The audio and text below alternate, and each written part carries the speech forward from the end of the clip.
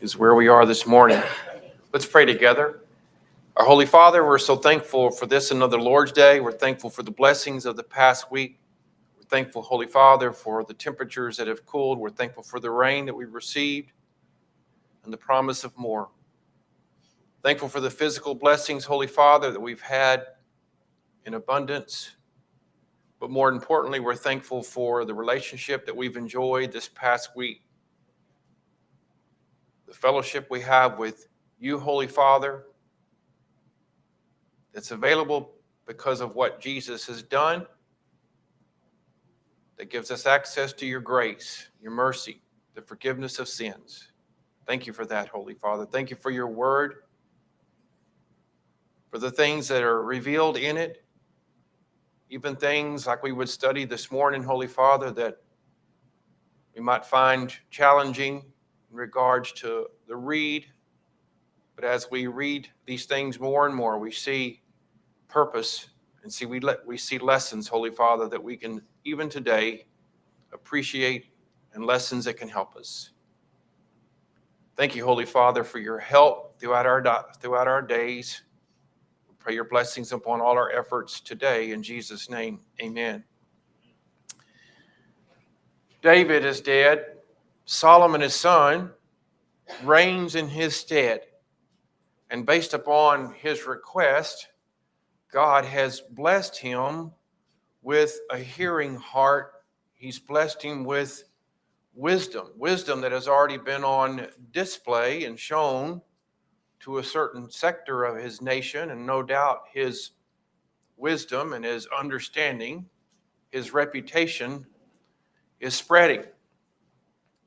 The other thing that they're enjoying during the time of Solomon that they didn't during the time of David is that verse 24 of chapter 4 tells us that there was peace on all sides round about him. So if we were citizens living under now the rule of Solomon, things have changed from the time that we might have lived under the days of David. Or maybe it was our parents or grandparents who lived during that time, seemingly constant war going on, and now not anymore. Chapter 4 and verse 29, God gave Solomon wisdom and understanding, exceeding much, largeness of heart, even as the sand that is on the seashore. There was other wise men who lived during the time of Solomon, but Solomon's wisdom exceeds even them in verse 31. He was also able to speak about nature. He knew about trees. He knew about hyssop, things that sprung out of the wall.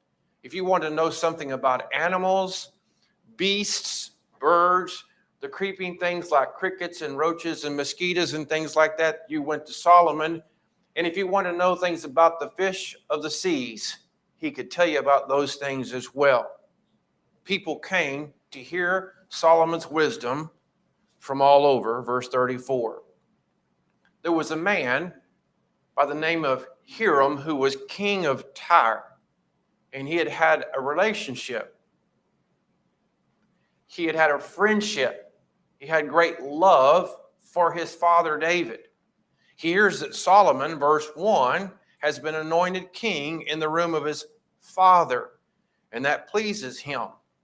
Solomon sends word to Hiram in verse 2, and he says, "You know that David, my father, could not build a house for the name of Jehovah his God, for the wars that were about him on every side, until Jehovah put them under the soles of his feet." That's what had happened now in the time of Solomon.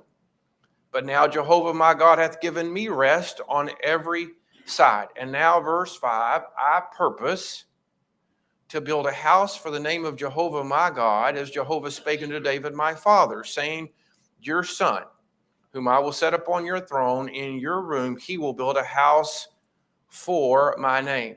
Now therefore command thou," as he sends this message to Hiram, king of Tyre, "command thou that they cut me cedar trees of Lebanon, and my servants shall be with thy servants, and I will give thee hire, I'll pay for your servants according to all that you shall say. For you know that there is not among us any that knoweth how to cut timber like unto the Sidonians, your servants. They were the ones that knew how to do this. Brother Jim Turner mentioned that last week that these cedars of Lebanon are not like the cedars of Burnett or Williamson County. You ought to Google that and take a look at the cedars of Lebanon. Unfortunately, there's not a whole lot of those cedars left. They've been taken out of the land, and then, of course, with other things that have happened, there's just not a lot. But there are some that have been sort of walled off, fenced off, even since the late 1800s to try and preserve them. But they've got a picture online of a couple of those trees, and they are impressive. There are no, if you like to work with wood, there are no knots in the cedars of Lebanon. They're easily molded. So again, when they began to build ships and things of that nature, they could work with this wood. It wasn't subject to decay with age. It wasn't subject to decay with the elements it was exposed to. Even salt water did not cause that wood to break down very quickly. So again, there's a reason why this particular wood was used. Plus, remember, there was things that Solomon knew. He had wisdom. He had an understanding about trees. When he goes and he begins to build a house of the Lord, he knows exactly what type of wood is needed that would last if the temple would have lasted longer than it did. It came to pass when Hiram, verse 7, heard the words of Solomon, he rejoiced greatly. Blessed be Jehovah this day who hath given unto David a wise son over this great people. Hiram sent to Solomon, saying, I have heard the message which you sent to me, and I will do everything that you said concerning the cedar and concerning the timber of fir, or your version may read cypress. My servants shall bring them, these trees, shall bring the cedars from Lebanon unto the sea, and I will make them into rafts to go by sea unto the place that you will appoint me, and will cause them to be broken up there. You shall receive them, and you shall accomplish my desire in giving food for my household. So Hiram gave Solomon timber of cedar and timber of fir, according to all his desire, and in return, Solomon supplied Hiram a certain amount of wheat for food and also pure oil, and he did this year by year. Verse 11. And again, the Bible tells us that the Lord gave Solomon wisdom as he promised. And there was peace between this king of Tyre and Solomon, and they made a league, an agreement together. King Solomon raised a levy, men subject to task work. There's a draft, in other words, out of Israel, and the levy was how many men? 30,000 men. And he sent them to Lebanon. And we have here shift work. I was listening to Brother George yesterday talking with a couple of people, and he was telling them about his previous experience in shift work. Kathy's dad used to work shift work. I don't know anything about that, but I have an appreciation for it and how difficult it might be depending on just where you were in that shift and what time of day it was in that shift. Well, this particular shift work, if you got drafted, you're going to be away for a month, and then you're going to get to come home for 2 months. And there was somebody who was over them, that's verse 14, Adoniram, he was over the men subject to task work. Well, that wasn't all that were going to serve Solomon. Solomon had 70,000 or 70,000, and then 80,000 that were hewers in the mountains. 70,000 that bear burdens, 80,000 that were hewers in the mountains. Hold your place there. Let's turn ahead to chapter 9. Chapter 9, let's see as far as who these people are. We've already seen that there was 30,000 of his own people that were drafted for that other task work, to work shift work. But now you have another 150,000 that are going to be burden bearers and those that are going to be hewers of the mountains. Who are these people? Well, in 1 Kings chapter 9 and verse 20, as for all the people that were left of the Amorites, the Hittites, the Perizzites, and the Hivites, and the Jebusites, who were not of the children of Israel, their children that were left after them in the land, whom the children of Israel were not able to utterly destroy, of them did Solomon raise a levy of bondservants unto this day. But of the children of Israel did Solomon make no bondservants, but they were the men of war and his servants and his princes and his captains and his rulers of his chariots, of his horsemen. One of the reference for you is 2 Chronicles chapter 2.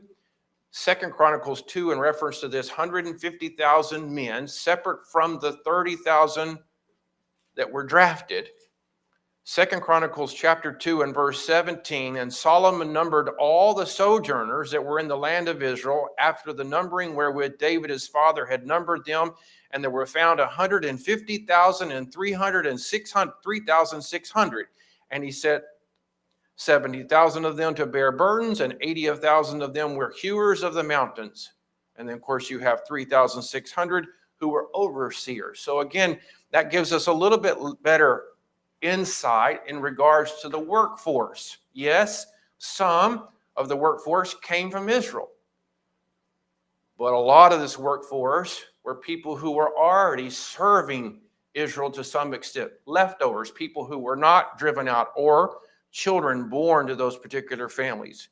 And the king commanded in verse 17, they hewed out great stones, costly stones, to lay the foundation. So we begin to think about these costly stones that are being hewn out of the mountains. They're to be for the foundation of the house that was being built for the Lord, the house with wrought stone. And Solomon's builders and Hiram's builders and the Gebulites did fashion them and prepared the timber and the stones to build the house. And it comments on chapter 5. See, I told you I was going to speed up. I thought about it, but then I kind of was reading this and I thought, man, this is just really fascinating. So I said, we can't go too fast. Yes, Sister Rachel. This many people working on it, it makes me wonder just how big this temple is going to be. That Jesus has to have that many people working on it. We're getting ready to find out, that's for sure. No doubt he's got a lot of people, going to be a lot of people that are needed for the bringing of supplies in the preparation. I mean, I can't even imagine regarding these cedars and regarding these cypresses, what kind of labor it took to get them from where go online and look at where these cedars are growing. They're not just like 6 miles from the water. They're up in the mountains. These forests were all over. So there was a considerable distance that once these cedars were cut, and I just don't know how you cut one of those big cedars and haul it down to the ocean. I think you've got to cut and cut and cut and cut and cut, and then you cut some more, and then you take some of what you cut. I don't know how they got it there, but they get it there, and then they got to float it to a certain spot, then they got to get it out.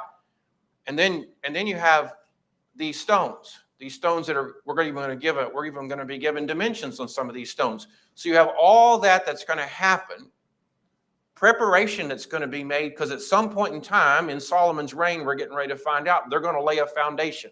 And then there's going to be so many years that it's going to take once that happens to build this structure. And so we'll see that as well. Yes, Brother Jim. I keep trying to imagine what kind of, they make planks out of these cedars too. So what kind of saw, what kind of labor. Incredible. Brother Jim just points out regarding the planks that they're going to make of these. And, you think about the modern technology we have and the plants that are around the world that cut these type of things. Of course, we can go back in time and we didn't have that. We begin to see a whole different type of saw, manual saws and stuff that were used previously. And of course, back in still shows you still have someone who had a tremendous amount of wisdom, able to share that, able to come up with the types of tools and the best way to get these trees from where they were to where they would be needed. And so we have a timestamp as we begin chapter 6. It's been 480 years since the children of Israel exited, the Exodus, since they came out of the land of Egypt. Chapter 6 and verse 1, In the 4th year of Solomon's reign over Israel, which is the 2nd month, this month Ziv, he began to build. So you had all this preparation going on. He was going to do it, and then all this workforce has to be put together. You can imagine how all that has to be organized. We just can't send out emails. We can't make calls. We can't do it. This is going to take time to organize this. And we're sending messengers, and we're sending people, and how are we going to set it up? They'll be there for a month. They're going to come back for 2 months. And you can just imagine just how much organization was needed. The house, verse 2, which King Solomon built for Jehovah, we're given the dimensions of it. It's given in my Bible in cubits. If we just take that cubit like we normally do as 1.5 feet, you got a temple that was 90 feet long, 30 feet wide, and 45 feet tall. Did anything strike you odd, familiar about the dimensions of the temple? What other temporary building that had been used for worship was about the same dimensions? The tabernacle. It's set up exactly the same way dimension-wise. It's twice as big, but dimension-wise, it's set up just like the tabernacle. 90 feet long, that's not including the porch. 30 feet wide, 45 feet tall. You've got stories in this, 3 levels seemingly. You're going to have a room, as you read through this chapter, that's basically what would be the same as the holy place. You'll have a porch outside that, and then you'll have the place called the most holy of holies, as you read through this. So this is the dimensions of it. The house, he also made windows in verse 4. Again, he starts talking about the walls, that he built stories round about. The size of these walls, there would have been also chambers. You can go online, you can just basically Google Solomon's Temple Bible, something along that line, and you're going to get a number of images, and I think you should, because then it gives you sort of what it looked like from the outside, and they may even kind of cut into it so you can kind of see what it looked like on the inside, and you'll also be able to see the various things that would have been in the courtyard, all those things that I think that are at least helpful as you're reading this chapter, or after we've studied, to go back and kind of take a look at that. It wouldn't have been the same as us standing there and seeing it during the days of Solomon, but at least it kind of helps us. The house, verse 7, when it was in the building, it was built of stone, the foundations, and they were made ready at the quarry. And it was something unique. If we were living in this area and this building is going on, there's something that we're not hearing. What is that? We're not hearing the noise of construction, because all the pounding of hammers and the cutting and the sawing, all that's happening off-site. That would seem to kind of mean that some type of measurements were being made here and information was being sent off-site. We're going to need to cut to this dimension and cut to that dimension. You can imagine just all the effort that's going to take. The doors with the side chambers being built. He built the house in verse 9 and finished it. He covered the house with beams, planks of cedar. There's the planks that have been cut. Again, the rows. He built the stories of the house. And again, the size of those.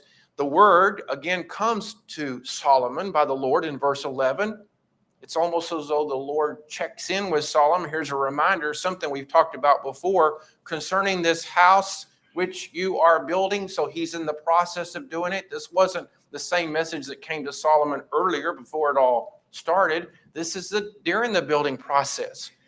God says concerning this house that you're building, if you'll walk in my statutes and execute my ordinances and keep all my commandments, to walk in them, if that's what your practice will be, if that's what your habit will be, your walk, your conversation, your manner of life, then I will establish my word with you, and I will, the same word that I spake unto David your father, and I'll dwell among the children of Israel, and will not forsake my people Israel. So Solomon built the house, and he finished it.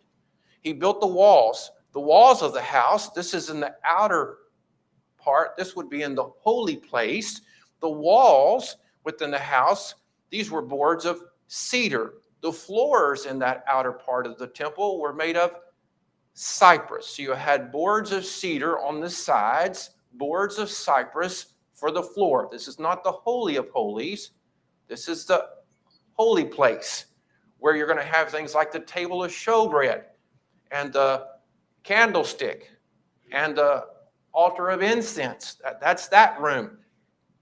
He built that, and he also built, verse 16, 20 cubits or 30 feet on the backside of the house, the boards of cedar from the floor to the walls of the cedar. And so we have only cedar being used in the room that will be called the most holy place. He built for it within for an oracle, even the most holy place, verse 16. And the house, that is the temple, the oracle, was 40 cubits long. So you have the two sizes, the two different, so you have the holy place twice the size of the most holy place, as we consider, again, the entire temple. There was cedar on the house within, verse 18. All was cedar. There was no stone seen, verse 18. He prepared an oracle in the midst of the house within to set there the ark of the covenant of Jehovah. Of course, right now the ark of the covenant would be found where? Where was it? It's in the tabernacle, and it's in the most holy place in the tabernacle, but it's not here. It's in the city of David, as we'll see toward the end of the chapter. Within the oracle was a space 20 cubits, verse 20, and 20 cubits in breadth, 20 cubits in length. He overlaid it with pure gold. So now we have, again, description regarding everything inside the most holy place. Everything inside the most holy place, no matter what it is covered in pure gold. Everything. Solomon overlaid the house. That's the most holy place, not the holy, not the outer part. Just this area. He overlaid the house within with pure gold, verse 21. He's going to have two cherubim constructed. That's exactly like we have with the tabernacle, except the size of these cherubim, just like the size of this tabernacle, they're bigger. These cherubim are two of them. They're made actually of olive wood, 15 feet tall. Each wing is going to be 5 cubits, so they're 15 feet wide. So you have two cherubim that are going to have two wings, and they're going to be 15 feet. So one's going to stretch like this, and the wings over here are going to touch this wall, and this one's going to stretch like this, and the wings are going to touch this wall, and both of those wings are going to touch one another, and right here between them is going to be what? The Ark of the Covenant. Now you're beginning to think about the tabernacle and think, well, that looks exactly what we see back there, and that's exactly right. So he has these constructed, and he overlays them with gold in verse 28. He carved the walls in verse 29, all types of carving, cherubim, palm trees, open flowers, verse 29. The floor he overlays with gold within and without. He talks about the entrance to 2 doors in verse 32 that are made of olive wood. He made the entrance for the temple doorpost in verse 33, 2 doors of fir wood. Leaves on 1 door, folding, all kinds of descriptions, the ornamental work described in regard to all that was going on, the work that went into that hand-carved, all those hand-carved images that no telling took how long. He built the inner court with 3 courses of hewn stone and a course of cedar beams. In the 4th year, the foundation of the house of Jehovah was laid, as we noted, and in the 11th year, in the month Bul, which is the 8th month, was the house finished throughout all the parts thereof, according to all the fashions. So the years that it took to build a temple, how long? 7 years. 7 years in the making. Any comments on the construction of the temple? And Solomon was building his own house 13 years. Pause for a second. What was the first thing that maybe popped into your mind? Be careful about having that pop into your mind. We'll go ahead and share it. That he spent twice as much building his own house than he did the house of God.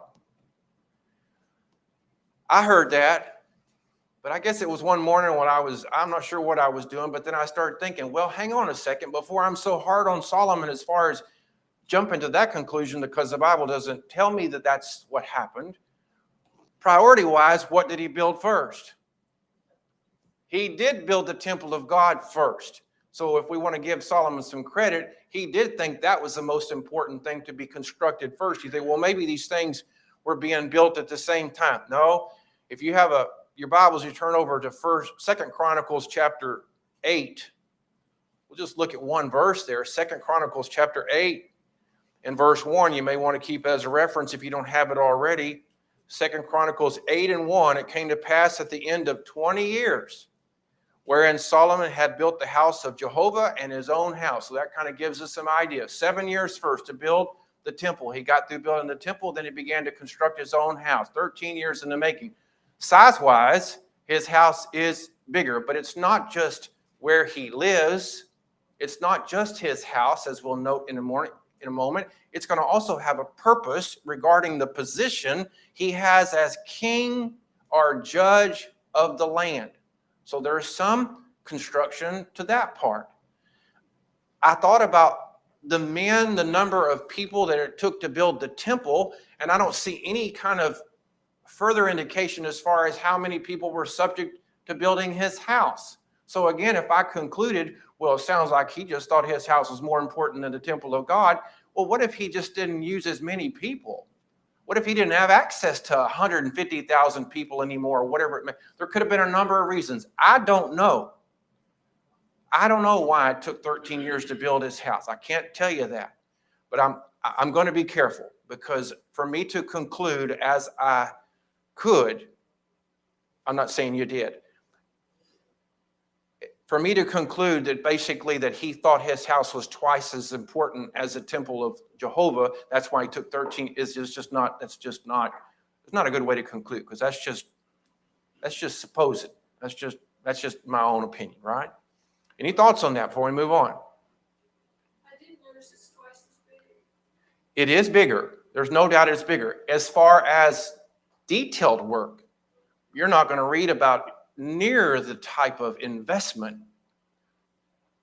gold-wise, that went into the temple. Now, there are some stones, and there will be a pretty cool throne. Yes, Brother Jim and Sister Rachel. Didn't he actually, when it says he built his own house, didn't he, I don't remember what I read, didn't he actually build 1, 2, 3 structures? His house, Bathsheba's house, the same as his, and a separate building that's kind of like the government building. Let's look at that in just a second. Yes, Sister Rachel. And you also got to think about who all lived with him. It wouldn't have been just him living in the house. He would have had to have made it big enough for his servants and those who lived with him in the house. Maybe. Yes. I don't know. As far as I know, I'm assuming, yes, that there would have to be servants at his access. There would also be protection for him. So obviously all that those people had to have some place to kind of be, I just don't know how things work back there. But we have some indication. He finished all his house after 13 years. He built this house. It actually, you might even kind of have a name given to this house, the House of the Forest of Lebanon. So we know where he got his wood. Got it from the same place, same source. And then you're given the dimensions of the house. And again, it was covered with cedar above, 45 beams, verse 3. Talks about that part, the doors and the posts in verse 5, square with the beams, windows. He made the porch of pillars. Again, a porch that we might even hear about later on, but right now I couldn't tell you if the Solomon's porch of Acts chapter 5 is the same, but maybe we'll look at that at some point. Don't know about that for sure. He made the porch of pillars, the length of it 50 cubits. So again, you got the other things as far as the breadth and the porch before them, pillars, a threshold before them. So you just have this, and then we have, again, not only is this serving as his house, but part of this, he made the porch of the throne where he was to judge. And so you have, again, that particular responsibility that he had. We've already seen him judging.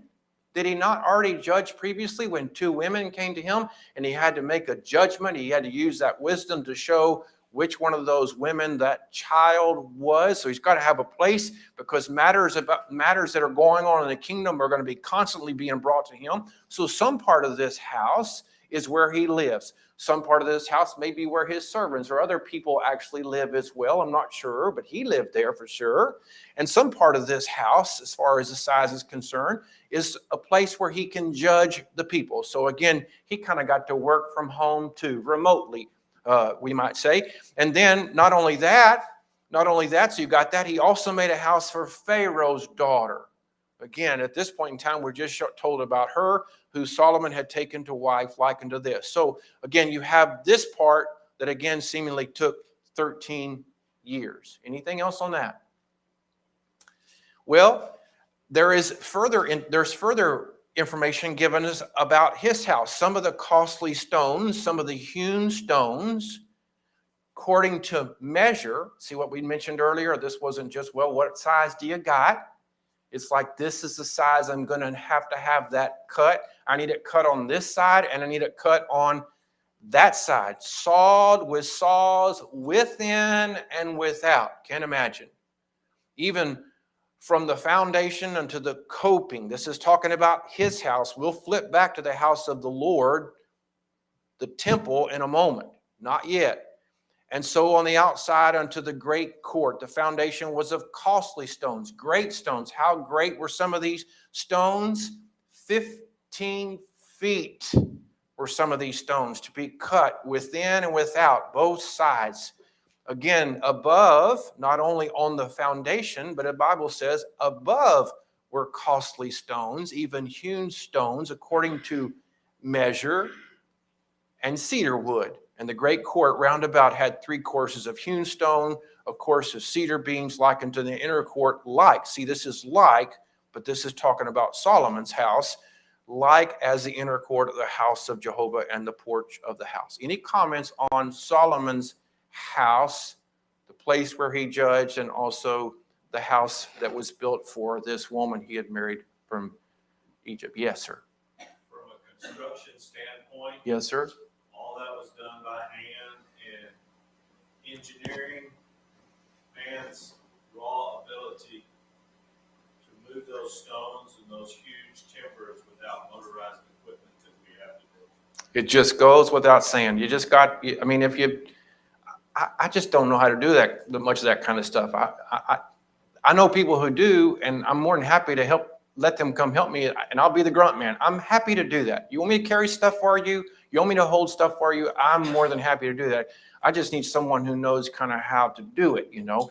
And here you'd have had the same thing. You're going to have people, no doubt they would have used animals, beasts of burden that bore a lot of this burden. You get enough people, and boy, they can move mountains, right? But then you had to have some people who had some great understanding as far as how to do that. Can't imagine, Brother George, all the measuring.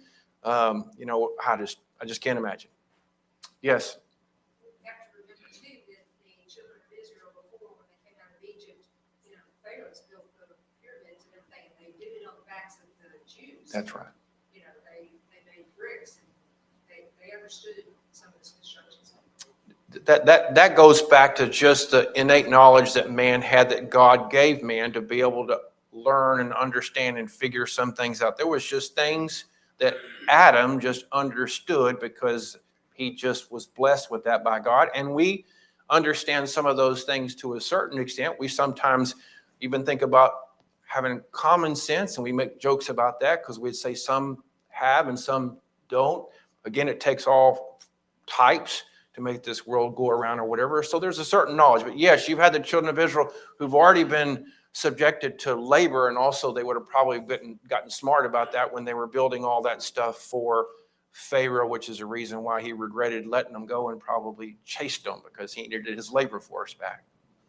We switch back in verse 13 really to construction, details about the construction of the temple. The King Solomon sent and fetched Hiram out of Tyre. If you're not careful, the first thing you may think is that's the same Hiram that we talked about back in chapter 5, who was king of Tyre. But this is not the same guy. We're given a little bit more idea as far as who this guy is. He's out of Tyre. He was the son of a widow of the tribe of Naphtali. His father was a man of Tyre, a worker in brass. And he was filled with wisdom and understanding and skill to work all works of brass. Well, that begins to tell you right away, that sounds like that couldn't even be the same guy, because the other guy was a king, and he wouldn't be working with brass unless he just had a hobby. And you begin to see what now he does. He came to King Solomon and he wrought all his work. First thing he does is he fashioned 2 pillars of brass.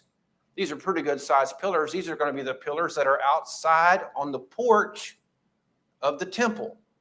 27 feet in height. That doesn't include what will be mounted on top. Again, you got something that will be almost the same height as the temple.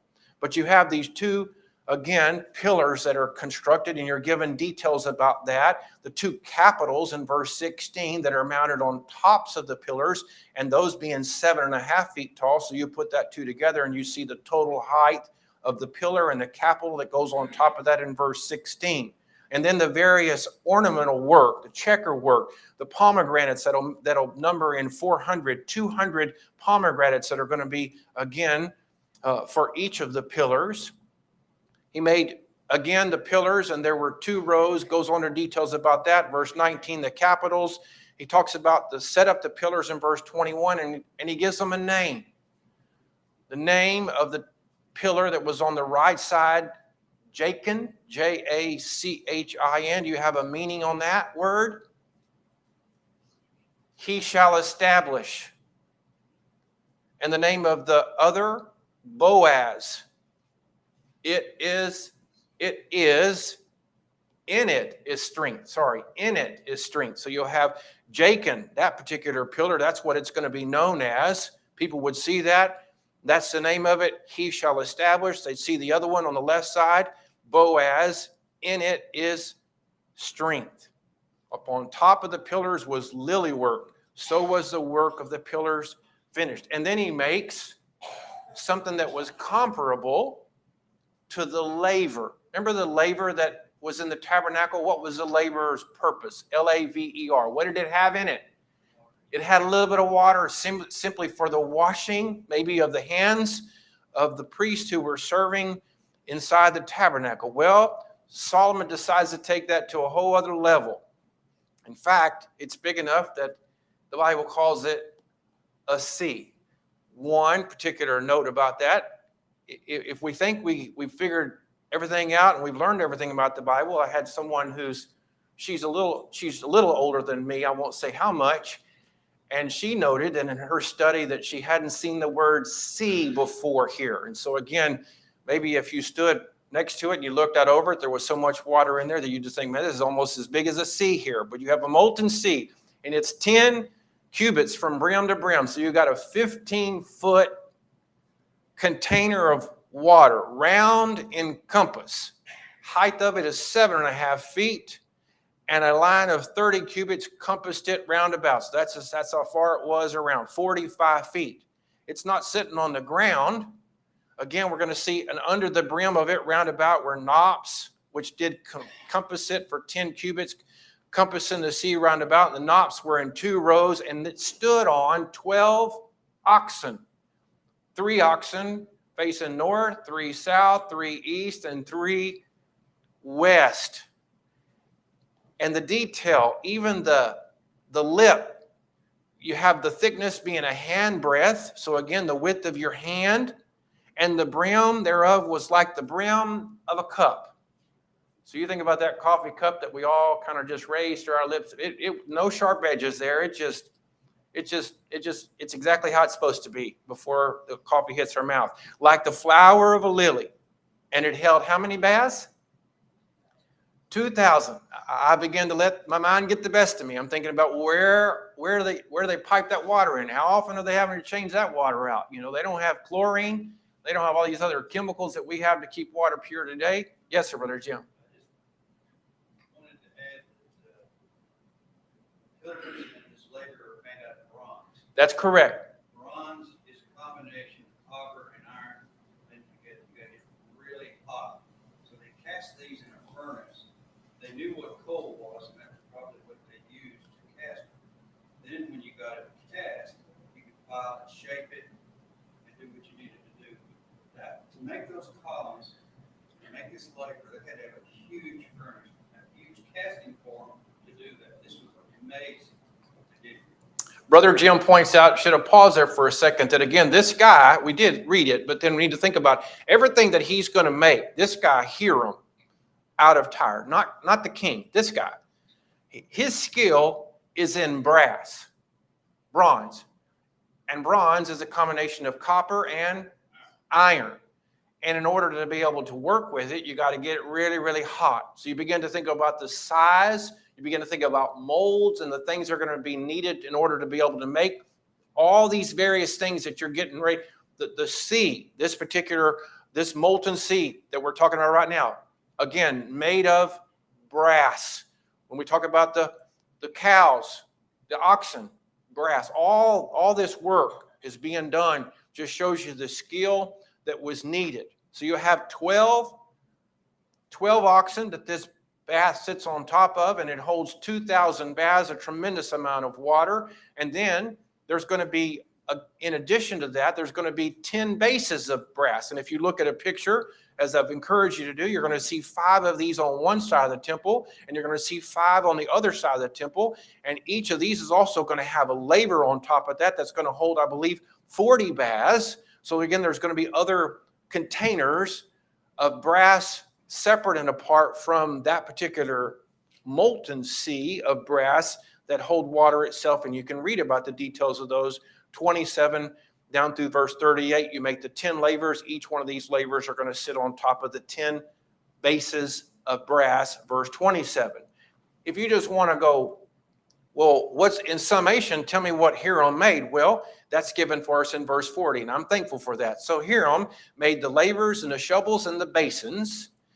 Hiram made an end of doing all the work that he wrought for King Solomon in the house of Jehovah. Well, what did he build? He built 2 pillars, 2 bowls of capitals that were on top of the pillars, and 2 networks to cover the 2 bowls of the capitals that were on top of the pillars, and 400 pomegranates for the 2 networks, and 2 pomegranates for each network to cover the bowls of the capitals that were upon the pillars, and 10 bases and 10 lavers on the bases, 1 sea, and 12 oxen under the sea, and the pots and the shovels and the basins, even all these vessels which Hiram made for King Solomon in the house of Jehovah were of burnished brass. Where were they made? In the plain of Jordan did the king, that's where it happened, not himself, but again, that's where it's being done. He cast them in clay, going back to what Brother Jim said, now you have these molds ground between Succoth and Zarethan. And Solomon left all the vessels unweighed because they were exceeding many. The weight of the brass could not be found out. Now, in contrast to those particular things, Solomon made all the vessels that were in the house of Jehovah for the temple, the things that go inside, not subject to weather, not subject to the elements, everything inside, the golden altar, the table whereupon the showbread was of gold, the candlestick was of gold, the flowers, the lamps, the tongs in verse 49 of gold, cups, snuffers, basins, spoons, fire pans, gold, verse 50, hinges, both for, you want to upgrade your house, get you some gold hinges both for the doors and the inner house, the most holy place for the doors of the house, the temple, pure gold. Thus all the work of King Solomon wrote in the house of Jehovah was finished. Solomon brought in the things which David his father had dedicated, even the silver, gold vessels, put them in the treasuries of the house of Jehovah. Comments? Yes, Brother Doug. It's amazing to me, all the gold they used to build the altar and all of that, and they still had gold left over to put in the storehouse. It must have been really something. Tremendous amount of gold that had already been gathered prior to Solomon taking, and boy, just the access that they had to those elements at that time. Yes. When you think of the work of the priest, you think about the sacrifices and all that. Imagine the maintenance of all this. I mean, that much brass and gold has to be polished and cleaned on a regular basis. It was a huge labor undertaking. Yeah, Brother Darrell points out something I was thinking about this morning as I was driving over. Just once this is all finished, then you got to keep it clean. We all live in our houses, and pretty much we keep our doors kind of just shut all the time. And I'm still amazed that pretty much things. I just changed air conditioning filters out this morning, and guess what? we've been having some dust inside our house, you know? And so again, that's with everything closed. You're talking about here where some of these buildings might be open. And then you have all these things. And of course, when they're finished, they're just going to be just beautiful, right? But then you know what happens with metals, they tarnish and have to be worked on. And I suspect that would have been an ongoing process, because to get behind in that would be labor intensive. Yes, Kat? You know, our minds can just go. This is a lot. And it just made me think, they didn't have building supplies stores to go to and buy all this stuff. They had to probably find the gold and get it out of the earth. It made us just incredible to me, the time that was spent. It really is hard for us to appreciate just what it would have taken, the combined effort on a daily basis. And now you start thinking about 7 years and having that kind of labor force, or having 13 years as far as on your own house or the place that you would judge the people or whatever. And yes, if you just let your mind think a little bit, if you've ever kind of done any kind of construction or watched construction happen, and you think about what we have access to now, maybe some of you have lived longer, no doubt, than I have, and you see how construction is done now and how it used to be done. You can give you even a better appreciation as far as these things are concerned. I know I said last week that I thought we would just buzz right through that, but that was just because I hadn't really taken the time to study it like I think we should. And so maybe by slowing down and taking a look at that, maybe now if you kind of go home and kind of get online and look at some pictures of these things, it will help you. And of course, this temple is going to just be glorious, but it is going to be glorious for only a limited time. There'll be a time when it won't be anymore. Sister Rachel? I just want to point out, if you compare the physical temple with now the spiritual temple, all the work that went into making that physical temple, and how beautiful it was then, and then all the work that we should be putting into our spiritual temple, and how beautiful that's gonna be, and then Point well taken as far as what the Bible points out regarding us, regarding, or know you not, that your body even is a temple of the Holy Spirit, which is in you, which you have from God, and you are not your own, for you were bought with a price. Therefore, glorify God in your body. And we'll leave it there. We'll pick up. I guess that puts us in chapter 8. Next week, we're going to see a few things, and then we're going to see his prayer dedication. And we'll probably spend the entire time because, wow, what a prayer that Solomon offers, and what lessons that are taught there that we still need to get today. Plus, again, in all fairness, it's 66 verses, so that's a pretty good chunk. Thank you. What was the meaning of the name of the pillar of Job? Jachin? Yeah. Well, I can tell you because my Bible has a side reference, he shall establish. Jachin was he shall establish, that's what it is, and the other was in it is strength. That was what those two pillars stood for. Very good. Thank you all.